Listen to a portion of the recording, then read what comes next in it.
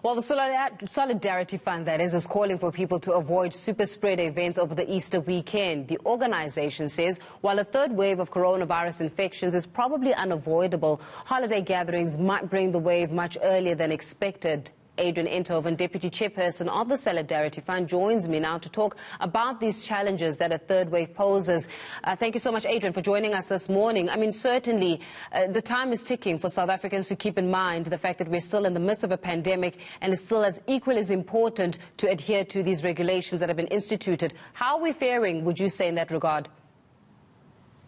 Absolutely, Faith. I think that we only really have two major weapons against COVID-19, and that is the vaccines and the behaviors that limit the spread of the infections.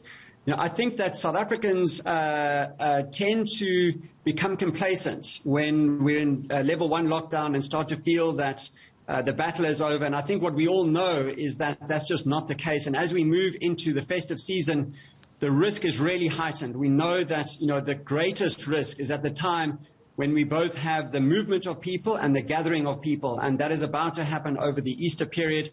And it's just really critical that this is the time that we all focus as a country. The Solidarity Fund was set up to unite South Africa in the fight against COVID-19, and I don't think, there's been a more important time right now to make sure that we all come together, make sure we're practicing the right behaviors to try to keep the infections under control. Yeah.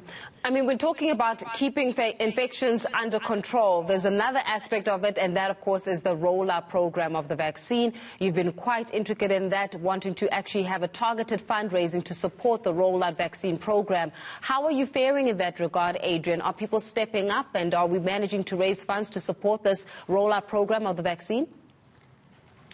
Yes, Faith, I think, we've got a very positive momentum now with both Business for South Africa and the Solidarity Fund. The Solidarity Fund is obviously an independent fund that was set up really to augment the national health response and to, support in other areas of the fight against COVID-19. In relation to the Solidarity Fund, I think government's made it very clear that they will be leading on the procurement, but they're looking for support on the implementation of the vaccine program, and we've been involved in a number of discussions and projects and programs, including supporting the Sisonke campaign with the rollout of the J&J vaccines to the healthcare workers. We're also in the process of supporting the building of capacity, implementation capacity inside the National Department of Health and in the provinces and the districts to be able to roll out a program. I mean, this is a massive undertaking. There are tens of millions of doses of vaccines which will need to be administered between now and the end of this year, and it's an enormous undertaking, and I think it's an undertaking that's going to require all of us, in civil society, in government, in business, and obviously for the Solidarity Fund also to play our role in supporting that as best we can. Yeah. One would say that the Solidarity Fund has got a place to play an intricate role in this, but does the Solidarity Fund have got sustainable funds to ensure that the work gets done? How's your pocket looking, Adrian? That's the question. So, we have raised 3.2 billion rand. We raised it from over 300,000 individual donations by South Africans, over 2,700 companies and foundations. Of that amount, we have allocated 2.7 billion rand. We've spent 2.2 billion rand in over 40 projects in both, in the areas of health, humanitarian, and in our behavioral change campaign.